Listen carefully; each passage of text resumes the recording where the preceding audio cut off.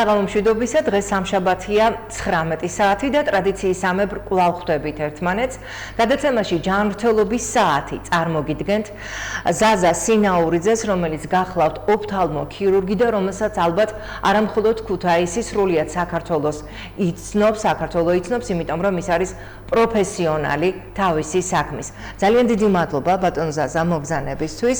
დღეს ძალიან ბევრი კითხვები გვექნება, ვიდრე ანონსი გადიოდა რამდენიმე დღის მანძილზე. ძალიან ბევრი ტელემაყურებელი დაგვიკავშირდა.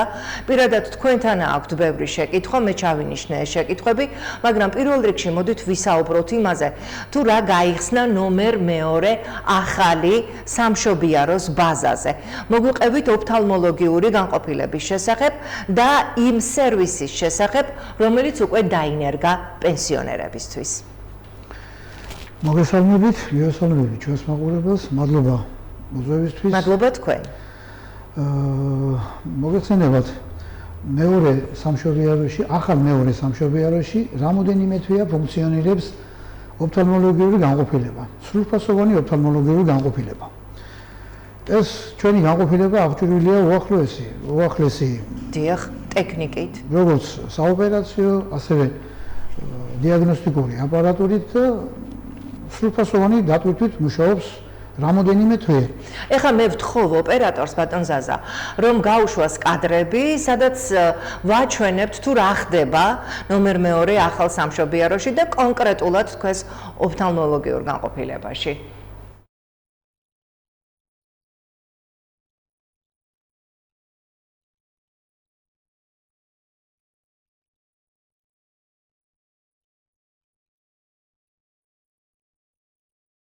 მომრავლებულია ოფთალმოლოგიური პრობლემები ამ 21 საუკუნეში. კი ბატონო.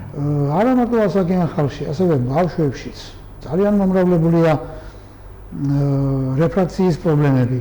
უბრალო ენით რო ვთქვათ, სათვალეების პრობლემები ბავშვებში. ძალიან მომრავლებულია გლაუკომა, კატარაქტები. თუნდაც 30-40 წლის წინ ჩემი დაპირებით მე ახლა 30 წლიანი მუშაობის სტაჟი მაქვს, 30 წელიწადია ოფთალმოქირურგად მუშაობ. აგრე არ იყო ამდენი პაციენტი. უკვე ვეღარა ვდივართ პაციენტებს, ძალიან ბევრი პაციენტი მოგმართავს, როგორც ასაკიანი, ასევე ბავშვები და ეს 21 საუკუნემ მოიტანა ასეთი პრობლემები. ეს სხვადასხვა ტექნიკის გამოყენებამაც განაპირობა ალბათ ბატონ ზაზა. იგივე ტელეფონების, მობილურების გამოყენება, ბავშვებს ძირითადად აღარ უწევთ ეზოებში სირბილი. ჩვენ ვსაუბრობდით ამის შესახებ გადაცემის დაწყებამდე. დიახ, თქვენ უფრო კარგად იტყვით. კი ბატონო, სულ რამოდენიმე დღის წინ BBC-ს სამედიცინო საიტზე იყო ასეთი კვლევა, უახლესი კვლევა, ეს ბრიტანელი მეცნიერების კვლევები და მათი ვარაუდით თუ ასეთი ტემპით გაგრძელდება და რა თქმა უნდა ასე გაგრძელდება, სავარაუდოდ 2050 წლისთვის ბავშვების და მოზარდი თაობის ნახევარზე მეც, 50%-ზე მეც უკვე სავარაუდოდ სათვალეები დაჭირდებათ. აი კატასტროფული მონაცემებია ახლა და კატასტროფული პროცენტული მაჩვენებელი, რაზეც თქვენ ამახვილებთ ყურადღებას. არის თუ არა დაუშვათ შესაძლებელი შეჩერება? ანუ რა უნდა გააკეთოს მშობელმა, როგორ უნდა მოიქცეს, რომ მოაცილოს იგივე მობილურ ტელეფონებს, თუნდაც ტელევიზორის ხშირ ყურებას და ასე შემდეგ. რა უნდა გავაკეთოთ ამისათვის? აი თვითონ ეს ბრიტანელი მეცნიერები, რასაც ატარებენ, ამას უკავშირებენ ჰიპოდინამიას, რომ აი ბავშვების უმრავლესობა უკვე შინზის სახლში არ გადიან გარეთ. თავარი მიზეზი. და აი ხედან გაჯეტებთან, მობილურებზე, პლანშეტებზე, ლეპტოპებთან და აი თავისუფალი დროის აბსოლუტურ უმრავლესობას ატარებენ აქაც. ამას ბევრი მშობელიც უწყობს ხელს, 3-4 წლის ბავშვს მშობელი იმის გამო რომ თავისუფალი დრო ექნეს, იქ რაღაც საქმე გააკეთოს, ბავშვს აძლევს მობილურს, ჩართავს იქ რაღაც მულტფილმს, რაღაც თამაშს და ბავშვი საათების განმავლობაში ზის მობილურთან და უძრავად არის. არა და 3 და 4 წლის ბავშვი უნდა დაარბოდეს, უნდა ხტუნა ეს ჩვეულებრივი აი თუნდაც მცირედი ახირების გამო მშობელი ცდილობს რომ შეაჩეროს. ბატონ ზაზა, ჩვენ თან პარალელურად ვადენებთ თვალყურს ახალ კადრებს და პენსიონერი ქალბატონი იზის. რატომ არის მნიშვნელოვანი პენსიონერებისთვის ერთი დღე გამოყოფა იმისათვის რომ ისინი უფასოდ მოვიდნენ, ჩაიტარონ გამოკვლევები და მიიღონ დაუშვათ ის მონაცემები, რაც აქვთ, რა პრობლემებიც გააჩნიათ და რა თქმა უნდა მიმართულებას მისცემს ექიმი კონკრეტულად თქვენ და ალბათ ბატონი გიორგი თქვენთან ერთად. მოგახსენებთ. აი ხედავთ ახლა ძალიან მომრავლებულია ასაკიან ადამიანებშიც მხედველობის პრობლემები. დიახ. და რაც უფრო დროზე ხდება დიაგნოსტირება, რაც უფრო დროზე გამოვლინდება პათოლოგია, მისი მკურნალობა შესაბამისად გაცილებით უფრო ადრეულ ასაკზე უფრო შედეგს იძლევა, უფრო და ცუდი ესენი პროგნოზი უკვე შედარებით ნაკლებია. დიახ. ამიტომ ჩვენი კლინიკის ხელმძღვანელობასთან შეთანხმებით გადავწყვიტეთ კვირაში ერთი დღე პარასკევობით ჩაწერა ხდება და პენსიონერები და სოციალურად დაუცველი მოსახლეობა აბსოლუტურად უფასოდ, აბსოლუტურად ყოველნაირი ანაზღაურების გარეშე ხდება მათი გამოკვლევა, დიაგნოსტირება, თუ კი მკურნალობა დაჭირდება, სრულფასოვანი მკურნალობა ჩაუტარდება, თუ კი საოპერაციო იქნება ეს პაციენტები, მათი მონაცემები ჩვენი მენეჯერების მიერ იქნება შეგროვებული, ეს ყველაფერი გაიგზავნება და ხდება მათი ოპერაციების დაფინანსება და შემდეგ ამ დაფინანსებით ჩაუტარდებათ ოპერაციული მკურნალობა. დიახ, ბატონ ზაზა, თქვენ გადაცემის დასაწყისში აღნიშნეთ, რომ ძალიან ბევრი პრობლემები არის 21 საუკუნეში და ეს პრობლემები ყველაფერს უკავშირდება, რა თქმა უნდა, პირველ რიგში ჯანმრთელობას. ჰუმანური ნაბიჯია ადმინისტრაციის, კერძოდ კლინიკის მხრიდან, ბატონი ირაკლის მხრიდან და რა თქმა უნდა, თქვენი მხრიდან ის, რომ პენსიონერები ყოველ კვირაში, მე მგონი უკვე დღეც დაადგინეთ, ხომ? პარასკევი დღე გადაწყვიტეთ, ყოველ შემთხვევაში პირველ ეტაპზე პარასკევი დღეა გადაწყვეტილი. მაგას მივაწვდით მე რა ინფორმაციას. აი აუცილებლად მინდა მე ტელემაყურებლებს მიმართო ახლა და ვუთხრა რომ ყოველ პარასკევს თქვენ შეგიძლიათ მიბრძანდეთ ნომერ 2 ახალ სამშობიარო სახლში, სადაც არსებობს უკვე სრულფასოვანი ოფთალმოლოგიური განყოფილება, სადაც კონკრეტულად ბატონი ზაზა მუშაობს და ბატონი გიორგი და ისინი გაგიწევენ თქვენ მაღალი დონის მომსახურებას და დაათვალიერებენ თქვენ თვალს. ეს ეხება ოღონდ პენსიონერებს, აუცილებლად უნდა იცოდნენ ეს პენსიონერები გაესინჯებიან აბსოლუტურად უფასოდ. რაც შეეხება საზოგადოების დანარჩენ წევრებს, რა თქმა უნდა თქვენ შეგიძლიათ ყოველდღიურად მიბრძანდეთ, თუ კი გააქვთ რა თქმა უნდა თვალის პრობლემები და გაესინჯოთ ისეთ პროფესიონალ ადამიანებთან, როგორიც არის ბატონი ზაზა და ბატონი გიორგი. დიახ. და აი ეს მნიშვნელოვანი რატომ არის, აი რა სიტყვით თქვენ პენსიონერებისთვის უფასო გამოკვლევა? უფასო გამოკვლევა იმიტომ არის მნიშვნელოვანი, რომ აი ბოლო წლებია 21 საუკუნეში აი ძალიან მომრავლებული არის ისეთი ვერაგი დაავადება, აი მაგალითად როგორიც არის გლაუკომა. დიახ, ამის შესახებ ვიართ. თვალის მხედველობის დაფეითება ბევრი მიზეზიდან, კატარაქტებიც არის ასეთი მომრავლებული, მაგრამ გაუშვათ კატარაქტა არ არის იმდენად სერიოზული, თქვათ, ის ნებისმიერ მომენტში შეიძლება გაკეთდეს ოპერაცია და ეს დაკარგული მხედველობა აღდგება, მაგრამ თუ კი კატარაქტა თანდართულია გლაუკომასთან, ან დამოუკიდებლად გლაუკომა არის, ის შეუქცევად პროცესებს იწვევს და აი დაგვიანებული პაციენტი უკვე განწირულია სიბრმავისთვის. აი ამიტომ ჯობს დროზე მოხდეს პაციენტების დიაგნოსტირება და შემდეგ მათი მკურნალობა. თუ მოხერხდება მედიკამენტოზური გზით ამ პრობლემის დარეგულირება, მაგრამ სამწუხაროდ საკმაოდ ხშირად მედიკამენტოზურად არ ხერხდება გლაუკომის დარეგულირება, ამ დროს შემდეგ ქირურგიული ჩარევა გარდაუვალია. და ძალიან ბევრი არის აი მოდიან განსაკუთრებით რაიონებიდან აი შორს წასული პროცესები, რომ უკვე ქირურგიული ჩარევა დაგვიანებულია. ამიტომ რაც შეიძლება დროზე ჯობია დიაგნოსტირება, რომ შემდეგ მკურნალობაც უფრო ეფექტურია. გასაგებია. აი რა იწვევს გლაუკომას და ვის შეიძლება დაემართოს გლაუკომა? გლაუკომა ძალიან ბევრი ფაქტორი, კონკრეტულად აი ერთ რაიმე ფაქტორს აქ ვერ დაადანაშაულებ, ასე რომ ვთქვათ. დიახ. აქ არის გენეტიკური განპირობებულობა. ის რომ მოწამლულია უკვე ყველაფერი, ამდენი გამონაბოლქვი, ამდენი ავტომობილი და სტრესი. აი სტრესული სიტუაცია, დაძაბული სიტუაცია უკვე აი ძალიან დიდ გავლენას ახდენს ამ გლაუკომაზე და ეს იწვევს თვალში და წნევის მომატებას, ანუ ეს დაავადება არის გლაუკომა. აი რაც ძალიან ვერაგი, ძალიან ცუდი დაავადება, იწვევს შეუქცევად ცვლილებებს თვალში.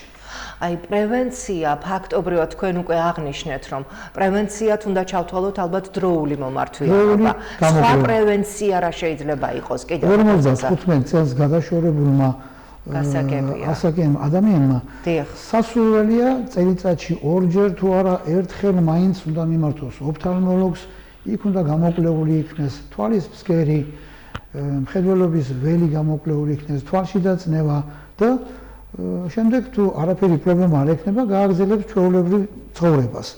მაგრამ თუ პრობლემა ექნება, თავის დროზე გამოკვლეული ადამიანი უკვე ადვილად ხდება ამ დაავადების მკურნალობა. მედიკამენტებითაც უკვე იოლად გავდივართ, მაგრამ შორსასრულ პროცესებზე უკვე მედიკამენტოზური მკურნალობა არ შველის და ქირურგიული ჩარევა თუნდაც თავის დროზე, აი გლაუკომას აქვს რამოდენი, ასე ვთქვათ, 4 სტადია. აი სანამ მესამე, მეოთხე სტადიაზე, აი ბოლოზე მივიდოდეს, აი ჯობია რომ თავის დროზე იქნეს გამოკვლეული პაციენტები და რაც დროზე გაკეთდება ოპერაცია, შედეგი უფრო ადვილად მიიღწევა. შედეგი მალე დადგება, გასაგებია. აი სიმპტომების მიხედვით მე მესმის რომ უკაცრავად ძალიან ბევრი ადამიანი ვერ არ მიდის ექიმთან. ჯერ კიდევ არსებობს აი ესეთი პრაქტიკა ჩვენში, მიუხედავად ევროპული სტანდარტებისა, აი რა სიმპტომები გააჩნია გლაუკომას, როგორ უნდა მიხვდეს პაციენტი, პიროვნება, ადამიანი, რომ აუცილებელია ექიმთან მიმართვა და ექიმთან მისვლა. გლაუკომა არის ვერაგზე ვერაგი დაავადება.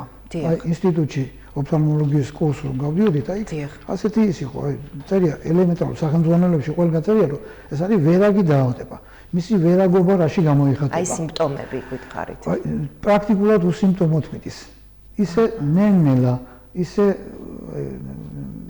იკლებს მხედველობა, რომ პაციენტის ძალიან დიდი ნაწილი ვერც ამჩნევს ამას.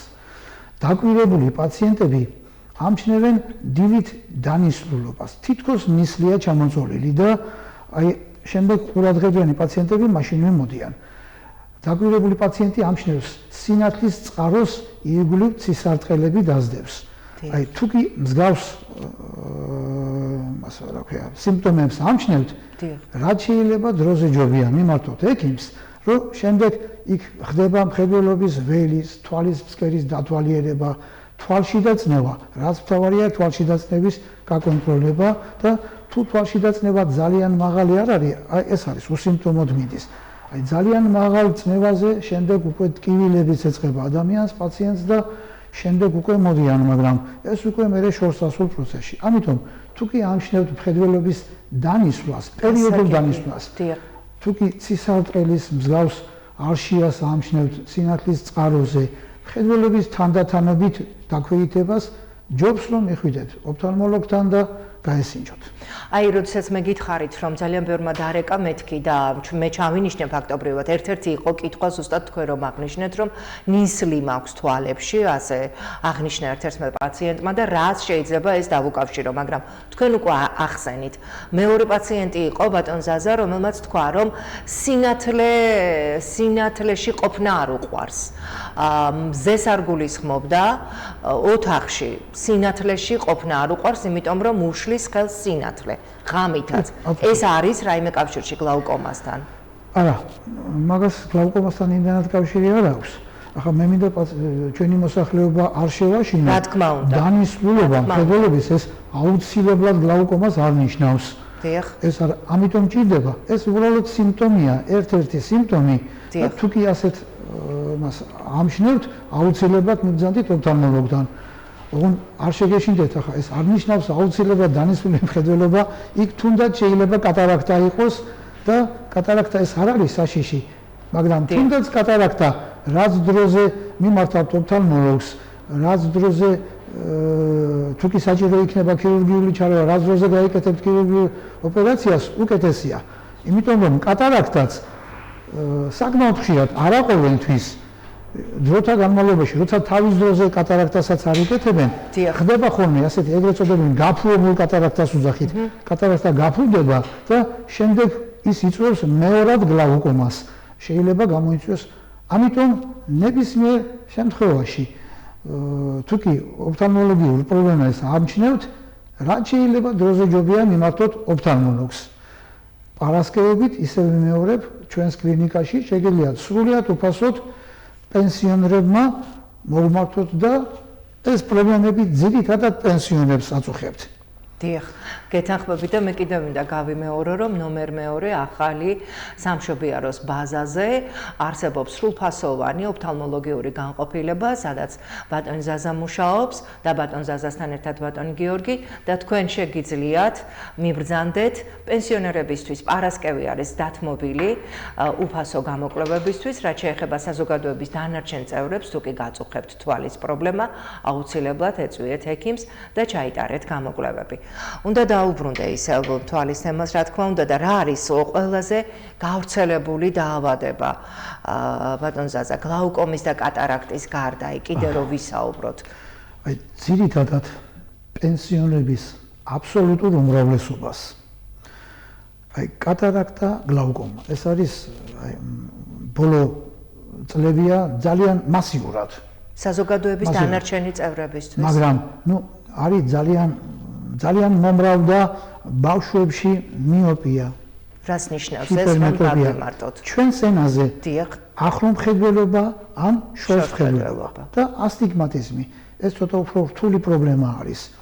იქ არის შერეული, თქვათ, ასტიგმატიზმი, მიოპიური, ახლომხედველობის და შორსმხედველობა.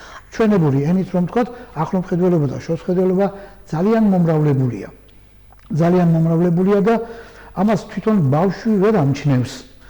აი ბავშვს გონია რომ კარგად ხედავს, არა აქვს პრობლემა, მაგრამ აი ყურადღებიანი მასწავლებლები ძალიან ამჩნევენ ამას და მასწავლებლები ეუბნებიან ხოლმე მე მშობლებს რომ აი მიხედონ ბავშვის მხედველობას. მაინც რა გამოხატულება აქვს? აი მესმის ბავშვი ვერ ამჩნევს, მაგრამ მასწავლებელი როგორ ამჩნევს? მასწავლებელი ამჩნევს, ახლომხედველი ბავშვები აი თვალებს ოდნავ ჭუტავენ. აი შორს მანძილზე უჭირთ. ამას ბავშვს ეს გონია ჩვეულებრივი მხედველობა, მაგრამ არც ამბობს ბავშვი რომ პრობლემა აქვს. ხშირად ეკითხება მშობელი, ხო არ გაწუხებს დედა მხედველობა? არა, რა ვიცი, ჩვეულებრივად ხედავ. მაგრამ სინამდვილეში ბავშვს აქვს პრობლემა. ამიტომ სასურველია რომ ბავშვებიც წელიწადში ერთხელ აუცილებლად კონსულტირებული იქნას ოფთალმოლოგთან, რომ დადგინდეს რაიმე გადახრა. ბატონ ზაზა, თქვენ ახსენეთ, რომ მასწავლებელს შეუძლია შეამჩნიოს, იმიტომ რომ ბუნებრივია გაკვეთილის პროცესის დროს ბავშვი გააკეთებს რაიმე აი თვალებს, რაიმე ფორმით შეამჩნევს მასწავლებელი, მაგრამ ზოგადად რა ასაკში ვლინდება დეფექტი, მხედველობის დეფექტი? აი რა ასაკიდან უნდა მოვიდეს ექიმთან, თუნდაც პროფილაქტიკის სახით მშობელი ბავშვთან ერთად? სასკოლო ასაკიდან ეს ძალიან სასკოლო ასაკიდან ჩანს. დიახ. ეს პრობლემები და აი ახლომხედველი ბავშვები თვალებს ოდნავ ჭუტავენ, რომ კარგად შეხედონ. ვისაც პლუსები აქვს, ჰიპერმეტროპია ქვია. ვისაც პლუსები აქვს, მხედველობა ეღლებათ და ზოგჯერ მე მყავდა რამოდენიმე ასეთი პაციენტი, ბავშვი მშობელს ეუბნებოდა, დედა მეცადინეობის დროს ვიღლები დამასვენე და მშობელს გონია რომ ბავშვი ზარმაცია. დიახ. ეს არ გამოიცხადებს, რომ ბავშვი შეიძლება ზარმაცი იყოს, მაგრამ მოდი ვენდოთ ბავშვებს და თუ კი ბავშვი გეუბნება, რომ აი დედა, მამა თვალები მეცადინეობის დროს მეღლება, მოდი მივჩავთვლით, რომ ბავშვი ზარმაცია, აუცილებლად მივიყვანოთ ოფთალმოლოგთან. დიახ. გავესინჯოთ და ნუ დავეჩხუბებით ბავშვს. ეს არ თქმა უნდა არ გამოიცხადებს, რომ ბავშვი მართლა ზარმაცონდეს, მაგრამ ძალიან ხშირ შემთხვევაში ბავშვს აქვს პრობლემები და ეს სათვალით შეიძლება იოლად გამოსწორდეს. რაც დროულად მოხდება დიაგნოსტირება, მით უფრო მნიშვნელოვანია შედეგისთვის. აი თქვენ დაასახელეთ რამდენიმე დაავადება, რომელიც ბავშვებში გავრცელებულია და სავარაუდო პროგნოზი 50 წლისთვის BBC-ის ინფორმაციის საფუძველზე. საინტერესოა ერთ-ერთი კიდე ფორმა, რომლის შესახებაც მე მთხოვა ტელემაყურებელმა დაელამება. აი, როდესაც ელამია, ეს უკვე თვალნათლივ ჩანს, როდის შეიძლება აღმოიფხრას და შესაძლებელი თუ არის თუ არა ზოგადად აღმოფხრა დაელამების. დიახ, კი ბატონო, ასეთი შემთხვევებით საკმაოდ ხშირად არის. ზოგჯერ მოდიან მშობლები და აი ბავშვს მხედველობაზე ეკითხებიან, ხომ პრობლემა არ აქვს, ბავშვი ეუბნება, რომ არანაირი პრობლემა, მაგრამ ამჩნევენ შემდეგ, რომ ბავშვს თვალი გაურბის. დიახ. ვიზუალურად ეს შესამჩნევია. კი, გარბის თვალი, სიელმე ქვია. დიახ. სიელმე, ზოგს შიდა სიელმე აქვს, ზოგს გარე სიელმე აქვს. ეს უკვე სხვადასხვა დარღვევების დროს არის, ჰიპერმეტროპია იქნება თუ მიოპია.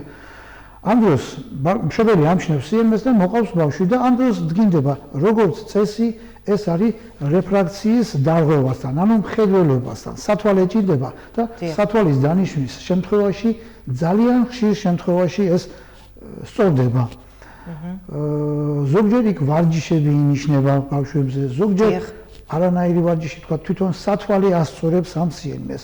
მაგრამ არის ზოგჯერ შემთხვევა, როცა ქირურგიული ჩარევა ჭირდება ბავშვებს. აი ესეც დამოკიდებულია დროულ დიაგნოსტიკაზე. რაც დროზე მოხდება ამის დიაგნოსტირება, მით უფრო კარგი შედეგი აქვს. აი დაგვიანებულ შემთხვევაში მოყავთ ბავშვი და ხანდახან სამედიცინო ენაზე ამბლიოპია ქვია მას, ზარმაც თვალს ვეძახით.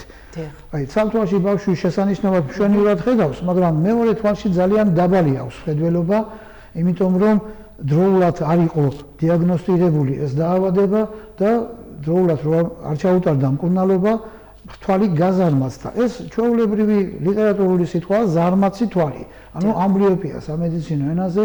თავის დროზე რომ მოხდარიყო ამის დიაგნოსტირება, იქ ან სათვალით, ან ვარჯიშებით გასწორდებოდა. მაგრამ ჯობს გვიან ვიდრე არასდროს. თუკი დაგვიანებული ამჩნევთ ბავშვებს პრობლემას, აუცილებლად მიიყონეთ ოფთალმოლოგთან, რომ მოხდეს დიაგნოსტირება და შემდეგ ან სათვალეებით, ან მედიკამენტოზური გზით, ზოგჯერ აი კომპიუტერები, პლანშეტები, ეს გაჯეტები იწვევს ძალიან ძლიერ სპაზმს და ამ შემთხვევაში იქ შეიძლება სათვალე სრულიადაც არ დაგჭირდეს, უბრალოდ წამლებით, მედიკამენტოზური გზით შეიძლება გასწორდეს ეს პრობლემები. ამიტომ აი ყველაფრის თავი არის დროული დიაგნოსტირება. გასაგებია, თქვენ ახსენეთ ვარჯიში და ჩვენ კიდე გადაცემის დასაწყისში ვნახეთ კადრები თქვენი განყოფილების. საინტერესოა, თქვენს განყოფილებაში რამდენად შეუძლია მშობელმა მოიყვანოს შვილი და იქ ასწავლოთ თქვენ რა ვარჯიშები უნდა ჩაუტარდეს ბავშვებს, რომ თვალი, გაზარმაცებული თვალი იქნება ეს თუ სხვა პრობლემით უფრო კარგად ამოქმედდეს და ასევე მინდა ბატონ ზაზა უთხრათ ჩვენს ტელემაყურებლებს თქვენი ოფთალმოლოგიური განყოფილების შესახებ, იმ აპარატურის შესახებ, რაც რეალურად თქვენთან დგას, რომელიც შეესაბამება თანამედროვე სტანდარტებს. დიახ, ხო, ჩვენთან ხდება არა მარტო პენსიონერებზე ვლაპარაკობდით. უბრალოდ პენსიონერებს უფრო გამოხატულად აქვთ მხედველობის პრობლემები. აგრეთვე ბავშვების დიაგნოსტირება, მედის მკურნალობა, იქ სათვალეების დანიშვნა თუ მედიკამენტოზური მკურნალობა, ჩვენთან როგორც გითხარით, თავში აღნიშნეთ სრულფასოვანი ოფთალმოლოგიური განყოფილება, სადაც ხდება სრულფასოვანი გამოკვლევა ბავშვების მცირეწლოვანი ასაკიდან, თუნდაც ახალშობილებსაც ვღებულობთ ბავშვებში, თუმცა ახალშობილებში მსგავსი პრესენსები ნაკლებად არის, მაგრამ არ არის გამორიცხული, არიან ახალშობილებში, იქ თანდაყოლილი წრემდენა აქვთ, თანდაყოლილი კატარაქტებიც არსებობს, არის იუვენილური გლაუკომებიც, რაც პრაქტიკულად ძალიან იშვიათია. ჩემი 30 წლიანი პრაქტიკის განმავლობაში გითხრათ, იუვენილური და თანდაყოლილი გლაუკომა თითზე ჩამოსათვლელი მინახავს, სადღაც 9-10 ბავშვი. ეს ძალიან იშვიათია, თუმცა გამორიცხული არ არის. ამიტომ სასურველია ხდება ჩვენთან მცირეწლოვანი ბავშვების, ასევე საშუალო ასაკის და რა თქმა უნდა პენსიონერების გამოკვლევაც და პენსიონერებს უფასოდ ღებულობთ. აი თქვენ ახალშობილები ახსენეთ და ის პრობლემები რაც შეიძლება ახლდეს თან ახალშობილს და ასევე საინტერესოა მშობიარობის დროს უკვე ნამშობიარები ქალის პრობლემები, იმიტომ რომ ვიცით ჩვენ შესაძლოა გართულდეს მშობიარობის დროს თვალის პრობლემები. აი რა შეიძლება მოხდეს და რას უნდა დააკვირდეს მშობიარე შემდეგ უკვე ძალიან ხშირად დროულ დიაგნოსტიკაზე მქონდა თავიდან აქცენტი გაკეთებული. ძალიან ხშირად ფეხმძიმობის დროს აუცილებელია ოფთალმოლოგის კონსულტაცია. ფეხმძიმების დროს. მიუხედავად, ანუ ახლო მხედველობა მოგეხსენებათ ეს თითქოს ერთი შეხედვით არაფერი ხო გაიკეთებს ათვალეს და შეხედავს კარგად, მაგრამ ეს არის ძალიან სერიოზული პრობლემა. ფეხმძიმებაში ძალიან სერიოზულ გართულებებს იწვევს. მაღალი ხარისხის მიოპია, ანუ ახლო მხედველები რომ არიან, მაგათთვის ფიზიკური დატვირთვა და მშობიარობა არ არის რეკომენდირებული. მაღალი ხარისხის მიოპიის დროს, მშობიარობის დროს შეიძლება ძალიან სერიოზული დაზიანება მოხდეს თვალის ფსკერზე, ბადურის ჩამოცლა. ეს ძალიან სერიოზული პრობლემაა, რომელსაც შემდეგ ქირურგიული ოპერაციის მეტი არაფერი არ შველის. ამიტომ რაც დროზე იქნება დიაგნოსტირებული, თუნდაც ფეხმძიმობის დროს, იქ თუ კი გართულებებია თანდაყოლილი, ეს დგინდება ოფთალმოსკოპიის და ან თვალის ფსკერის დათვალიერების და დიაგნოსტიკის შედეგად და შემდეგ დროზე მივიღებთ ღონისძიებებს და ამ დროს მშობიარობის ნაცვლად შეიძლება ფეხმძიმეს გაუკეთეს საკეისრო კვეთა და ეს მნიშვნელოვან შეღავათს აძლევს დაცულია უკვე ფეხმძიმე ადამიანი ამ ბადურის ჩამოცლისა და სხვა გართულებებიდან. ამიტომ ფეხმძიმეებს აბსოლუტურად ყველა გინეკოლოგი თვითონ მოუწოდებს და თუკი გინეკოლოგმა იცის რომ მშობიარე და ფეხმძიმე ადამიანი არის კალბატონი არის ახლო მხედველი, აუცილებლად უშვებს ოფთალმოლოგთან საკონსულტაციოდ, რომ შემდეგ თავიდან იქნას აცილებული აი ასეთი გართულებები, აი რაც არის ბადურის ჩამოცლა და ბადურის გახრეჩა და თვალის ფსკერის პრობლემები ერთი სიტყვით. ძალიან კარგი, თქვენ ერთგვარი სიფრთხილისკენ მოუწოდებთ ახლა, როგორც ფეხმძიმეს, ასევე მშობიარობის შემდეგ პროცესში ქალებს, ამ თემაზე რა თქმა უნდა მხოლოდ ქალებზე ვსაუბრობთ და მნიშვნელოვანია თუ ისინი დღეს მიაქცევენ ამას ყველაფერს ყურადღებას და აუცილებლად ფეხმძიმობის პერიოდში დააკვირდებიან თვალის პრობლემებს და მივლენ ექიმთან და რა თქმა უნდა კონსულტაციას ჩაიტარებენ. ერთ-ერთი კითხვა, რომელიც ასევე მაყურებელმა დაასვა, მე ძალიან მარტივ ენაზე გეკითხებით, როგორც მაყურებელი მეუბნება, ზუსტად სიტყვით გადმოგცემთ ბატონ ზაზა და თქვენ სამედიცინო ტერმინოლოგიას დაურთავთ თან. ესე იგი, რაღაც ხშირათო მეჩვენებაო, დარეკა მაყურებელმა დაგკითხა, რომ თვალში მაქვს ხრეში. აი რას ნიშნავს თვალში ხრეში? დავუშვათ მე რამდენჯერმე კი შევეკითხე, როგორც ჩანს მე არ მქონია ეს პრობლემა, მაგრამ დიახ, ხრეშივით მაქვს თვალშიო და აი აგვიხსენით რა ხდება. თვალში უცხო სხეულის გორვის შეგრძნება. დიახ. ხრეშივით გორავსო, ხშირად მეუბნებიან ეს პაციენტები. დიახ. და სინათლის შიში, რაც თქვენ აღნიშნეთ, თავიდან ძალიან ხშირად ეს არის ბანალური ანთების შედეგად. ხშირ შემთხვევაში არიან პაციენტები ვერ იცლიან საკუთარი თავის ჯანმრთელობისთვის და არის ხოლმე ჩაწყნარდება ხოლმე დროთა განმავლობაში, მაგრამ საკმაოდ ხშირ შემთხვევაში ამან შეიძლება სერიოზული გართულება გამოიწვიოს, შეიძლება ეს ბანალური კონიუნქტივიტი კერატიტში გადავიდეს, ან თქვათ დაუზიანოს რქოვანა გარსი, ამიტომ ანთება არის. ეს უბრალოდ ბანალური ანთება შეიძლება იყოს, მაგრამ მაინც დროული კონსულტაცია არის სასურველი, დროზე ჯობიან მიმართონ ოფთალმოლოგს, რომ ეს სინათლის შიში და უცხო სხეულის გორვის, ანუ ხრეშის გორვის შეგრძნება არ გადავიდეს რაიმე სერიოზულ გართულებაში. შეიძლება უბრალოდ ელემენტარული ალბუციდის ჩაწვეთებითაც მოგვარდეს ეს პრობლემა, რომელიც ნებისმიერ აფთიაქში იყიდება, მაგრამ ასე თვითნებურად წამლის ჩაწვეთებას არ უსურვებდი და მით უმეტეს თქვა თუ კი რამოდენიმე დღეში 2-3 დღეში ეს შედეგს არ მოგწევს ჯობს რომ მივიდეთ ოფთალმოლოგთან და მაინც კონსულტაციის შემდეგ დავინიშნოთ მკურნალობა. გასაგებია, ჩვენ ისევ დაუბრუნდებით, რა თქმა უნდა, თვალს და თვალთან დაკავშირებულ პრობლემებს, როგორც მანიშნეს რეკლამაზე გვიწევს გასვლა, რეკლამაზე გავდივართ, რამდენიმე წუთში კვლავ პირდაპირ ეთერში დავბრუნდებით.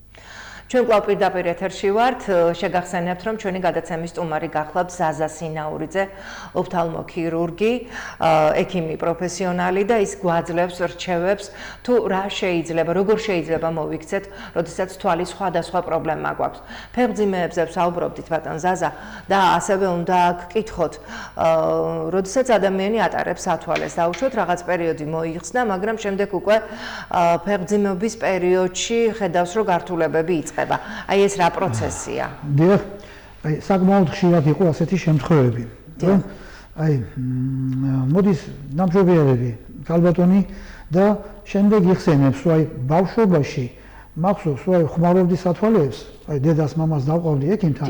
და შემდეგ უკვე სასკოლო პერიოდის შემდეგ აი სკოლაში არ უტარებია სათვალე იქ უბრალოდ სხვა რაღაც პრობლემის გამო რომ არ უნდა სათვალის ტარება იქ ბავშვები დაცინოდნენ რაღაც ასეთი რაღაც არის ასეთი შემთხვევები. შემდეგ ეს ავიწყდება რომ იმას სათვალეები ჭირდებოდა და შემდეგ აი დასულ ასაკში როდესაც გათხოვდა ფეხმძიმედ გახდა შემდეგ იმშობია და ეს დაუმალა უბრალოდ არც უთქვამს არც გახსენებია თვითონ რომ ეს პრობლემური თვალი ქონდა და შემდეგ მშობიარობის შემდეგ ეს პრობლემა უკვე ძალიან სერიოზულ პრობლემაში გადავიდა. ამიტომ ყველა ქალბატონს რომელიც პოტენციური დედა ყველას ვეუბნები რომ აუცილებლად უნდა იქნენ კონსულტირებული ოფთალმოლოგთან რომ იქ არ ქონდეთ რაიმე პრობლემა თუნდაც ისეთი პრობლემა რომელსაც თვითონ ვერ ამჩნევენ მაგრამ ფარულად ეს პრობლემა მაინც არსებობს მათში ამიტომ სასურველი იქნება ქალბატონები მივიდნენ კონსულტაციაზე ოფთალმოლოგთან, რომ შემდეგ თავიდან იქნეს აცილებული ფეხმძიმეობის და მშობიარობის შემდეგი ბევრი გართულება. დიახ, ჩვენ არავის არ ვაშინებთ, ჩვენ ვაფრთხილებთ. ეს არის გაფრთხილება და რაც მთავარია პროფესიონალის რჩევა, რომელიც ყურად უნდა ვიღოთ. ბატონ ზაზა, ასაკთან ერთად ჩვენ ვხედავთ, რომ ადამიანები იწყებენ სათვალის ტარებას. ასევე ჩვენ ვიცით რომ ძალიან ბევრს არ მოსწონს სათვალის ტარება და იყენებენ დაუშვათ ლინზებს. გვინახავს ისეთი ადამიანები, ვინც 80 წლის ასაკშიც არ იკეთებს სათვალეს. აი ეს ყველაფერი რასთან არის დაკავშირებული? თუ კი 80 წლის ასაკში დაუშვათ პიროვნებას არასოდეს არ დაჭიროებია სათვალე და არც 80 წლის ასაკში, მე მაგალითად რატო დამჭირდა 35 წლის ასაკში სათვალე? რასთან არის ეს კავშირი? ძალიან ხშირად მეგობრები, ნაცნობები აი მისვამენ ასეთ შეკითხვას, რომ აი სათვალე რა საკიდან უნდა ვიხმარო? ამის ერთიანი რაღაც პასუხი არ არსებობს. აი რეცეპტი ამისი არ არსებობს. არ არსებობს ესეთი რეცეპტი, რომ აი თქვა რაღაც განსაზღვრული ასაკის შემდეგ აუცილებლად სათვალე არის აუცილებელი. აი გითხარით, ძალიან მომრავლდა საბავშვო ასაკში, სასკოლო ასაკში, უფრო ადრინდელ ასაკში სათვალეების ტარების აუცილებლია ყველაფერი. კი, იმიტომ რომ ტექნიკასთან არის კავშირში, მაგრამ თუ კი დაუშვათ ჩვენი პერიოდის ადამიანები, ვინც ტექნიკასთან არ არის პერიოდში, არანაირი მობილური არ არსებობდა, არანაირი ჩემი ბავშვობის ასაკში კალკულატორიც არ იყო. ეს შემდეგ შემოვიდა. კი ბატონო. ხო, მაგრამ პრობლემური ბავშვები მაშინაც იყვნენ, სათვალიანი ბავშვები. სრულად ჯანმრთელ ადამიანს. სავარაუდოდ 40-45 წლის შემდეგ სათვალე ადამიანების აბსოლუტურ უმრავლესობას ჭირდება. ეს უკვე ჩვეულებრივი ამბავია. ეს არ არის პათოლოგია, ეს არ არის გადახრა. აი ის რომ ადამიანს 40-45 წლის შემდეგ სათვალე დაჭირდეს. ეს სათვალეები ძირითადად ახლო მანძილზე მუშაობის დროს. წერა, კითხვა, ქალბატონებს ხანდახან სიარულის დროსაც. ხანდახან სასიარულო სათვალეების მაგრამ ეს უკვე აი რეფრაქციის პრობლემა, რასაც გეუბნებოდით, სასიარულო სათვალე 40-45 წლის ადამიანს არ უნდა დაჭირდეს, თუმცა ჭირდება ხოლმე. დიახ. აი 40-45 წლის შემდეგ უკვე იწყება ასაკობრივი ცვლილებები, რასაც ქვია პრესბიოპია. და მე თვითონ 45 წლის შემდეგ კითხვის დროს ვხმარობ სათვალეებს. ეს სათვალეები ასაკის მატებასთან ერთად იზრდება. რა თქმა უნდა. დიახ. თავიდან იწყება დაბალ საფეხურზე აი ნახევარი ნომრით ასე უბრალო ენით რო ვთქვა. სამწუხაროდ მაღალი იმატებს. ზოგჯერ შეშინებული მოდის პაციენტი რომ სასექიმო რო დამინიშნე სათვალე შარშან წინ თუ რაღაც დავიწყებ სათვალის ხმარება. უკვე იმითაც ვეღარ ხედავ რა ხდება. ეს ჩვეულებრივი ბუნებრივი მოვლენაა. ვეუბნები მე თვითონაც მასე ვარ. ეს ჭირდება მე ასაკის მატებასთან ერთად ზრდა. ძალიან მნიშვნელოვანია სათვალის ხმარება აი ისეთ ადამიანებთან, რომლებიც ოფისებში, დაწესებულებებში მუშაობენ, აი ბანკის თანამშრომლები, ბუღალტრები და ახლა ადამიანების უმრავლესობა დაწესებულებებში ყველგან თითქმის მუშაობა უწევთ ძირითადად კომპიუტერებთან. დიახ, ყველგან. აი დილით ბუღალტერი მივა დაჯდება და უყურებს მთელი დღე იმის სამუშაო ინსტრუმენტი არის იარაღი არის კომპიუტერი. მთელი დღე მიშტერებულია იმ მონიტორს. ვერ ახერხებს დასვენებას. აი ამ დროს აუცილებელია სათვალის სწორი შერჩევა. ერთი და იგივე სათვალე, აი დაუშვათ ადამიანს, რომელსაც მონიტორთან უწევს მუშაობა და იგივე სათვალე არ გამოადგება აი ნებისმიერი ბუღალტერის სახლში დიასახლისია. დიასახლის უკვე უხდება იქ ჩვეულებრივი ყოფითი პრობლემები, ელემენტარულად აი კერვა, ქსოვა, კარგვა. ამ დროს უკვე სასურველია სხვა სათვალე. აი ის სათვალე, რომელიც გამოდგება კომპიუტერთან, იმან შეიძლება დაუღალოს თვალი ახლო მანძილზე ყოფა ცხოვრებაში. ამ პირიქით, აი ის სათვალე, რომელიც სახში ასე რომ ვთქვათ, ლობიოს და ბრინჯის გასარჩევად რომ აქვს, ის კომპიუტერთან არ გამოადგება, დაღლის. ხშირად პროფესიას ვეკითხები ადამიანს, რომელსაც შორმანძილზე უხდება მუშაობა შედარებით, მუსიკოსები მაგალითად, აი ნოტებს ცოტა მოშორებით უყურებენ. ამ დროს იქ ცოტა სხვა სწორად შერჩეული სათვალე ძალიან მნიშვნელოვნად ამცირებს იმ პრობლემას, რომელიც ასაკს მოაქვს ნებისმიერ ადამიანისთვის. ძალიან ხშირად ხდება ასაკში 75-80 წელს გადაშვერებულ ასაკში, იციან თქმა, რომ ზაზადექიმო ბებია მყავს 90 წლის და სათვალეს ხმარობდა 4 ნახევარს, 4 ნომერს. მოიხსნა. გადააგდო უსათვალოდ კითხავს. დიახ, რა ხდება ამ დროს? ვეუბნები, რომ აი მომიყვანე, ძალიან ხშირ შემთხვევაში იგივე კატარაქტები აქვს ამ დროს და კატარაქტა იწვევს ამ სათვალის კლებას, ასე ვთქვათ. ფაკოსკლეროზი მიდის, ბროლის. ესე იგი, ეს არის ცრუ გახარება, ასე ვთქვათ. კი ბატონო, და იმან შეიძლება მერე და მერე შემდეგ პერიოდში უკვე ძალიან დაუქვეითოს ხედველობა. ამიტომ მაგ შემთხვევაშიც სასურველია ეს პენსიონერები, რომელიც ხმარობდა 3 ნახევარს, 4 ნომერს სათვალეს და მერე რატომღაც მოხდა ისე, რომ ბებომ გადააგდო სათვალე, იმან შეიძლება შემდეგ სერიოზული პრობლემა შეუქმნას. ამ პენსიონერს, ამიტომ სასურველია თქვენი ბებოები, თქვენი დედები, უფროსები, თუ კი ასეთი რაღაცას ამშნებთ, მოიყვანოთ და დროზე იქნას დიაგნოსტირებული და თუ კი თქვათ, მე კომნალობა დაჭირდება, ან თუ კი ქირურგიული ჩარევა დაჭირდება, დროზე იქნას ეს გაწეული ეს დახმარება. გასაგებია. ბატონ ზაზა, კიდევ ერთი შეკითხვა, რომელიც ტელემაყურებელს აინტერესებს, ლინზებთან დაკავშირებით, არის თუ არა საშიში ლინზების ხშირი მოხმარება? მე აღვნიშნე კიდეც მეორე ბლოკის დასაწყისში, რომ ხშირად იპრანჭებიან დაუშვათ და სათვალის ტარებას ურჩევნიათ ლინზები ატარონ. არის თუ არა ეს დაუშვათ თვალისთვის საშიში? როგორც თავიდან მოგახსენეთ, ძალიან მომრავლებულია ამ ახლო მხედველების და შორსმხედველების ასტიგმატიური ადამიანების რაოდენობა. დიახ.